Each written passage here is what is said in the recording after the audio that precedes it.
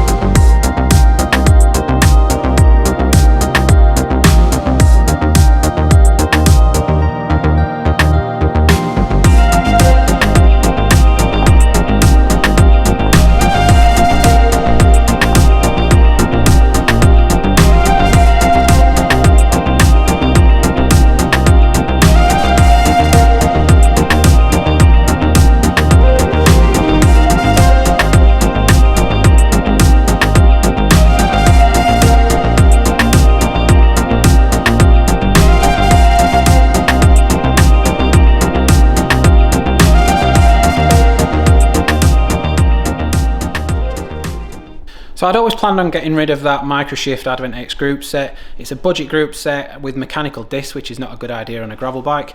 But I did want to try and pair up some hydraulic levers and calipers with the rear mech, because that rear mech being able to accommodate a 48 tooth cassette was actually pretty impressive. So I did try that, but the Microshift system is a different cable pull to Shimano and SRAM, so it wasn't possible. So I've had to scrap that whole group set altogether and go with a completely new group set, which I've gone for Shimano GRX.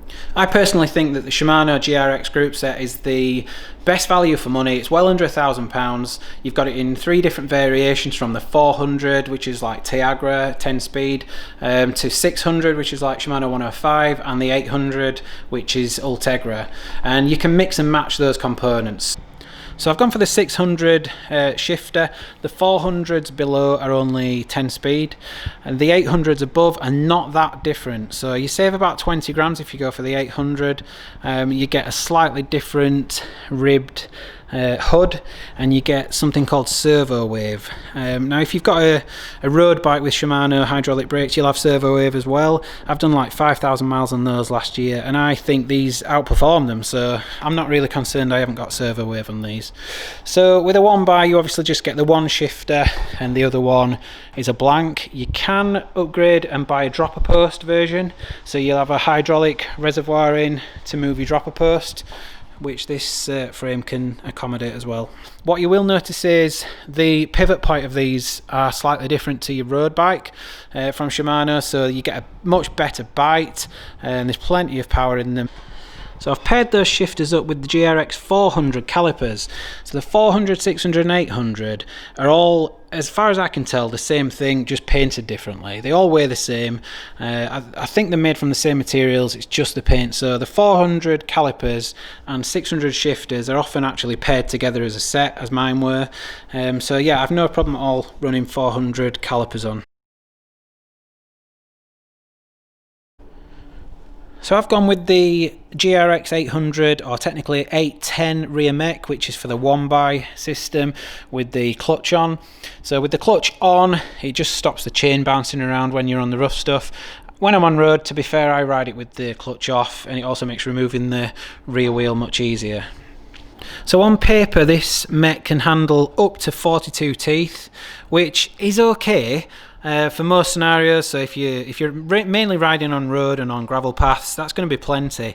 But if, like me, you wanted to take this proper off-road, tackle some 25% gradients and lots of boulders and mountain bikey techie stuff, then you're going to need more cogs than that. So I'm going to be doing another video trying to find a way how I can get either 46 or up to 50 teeth on the back. Right now I'm just riding it with a 40 on and a 40 on the front. And finally I've gone with the GRX 800 chainset. I did ride it with the original Chainset on for a while. Although it was designed for 10 speed, it would accommodate the 11 speed chain, so if you did want to save a couple of £100, you can ride that existing Chainset with an 11 speed setup. But I've decided to complete the group set. This cost me about £180 with the bottom bracket, and I think it just finishes it off nicely. Saves about 300 or 400 grams as well. That existing bottom bracket was very heavy, whereas this is used as the road style Holotech bottom bracket. So for now at least, I'm going to keep the Maddox CX wheels. I've converted them to tubeless, and they're now running the Panarace Gravel King tyres. These are a 43, so you can see there's quite a bit of room still there. They're not a bad wheel at all. They're quite heavy, but they roll nicely. They're nice and stiff. There's no dead feel to them.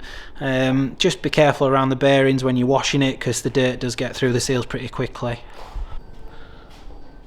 So I've kept the same saddle and finishing kit, so seat post, bar and stem. So the bar is a nice flared bar from Cannondale. Just pop some new bar tape on there, and yeah, she's all good and ready to ride.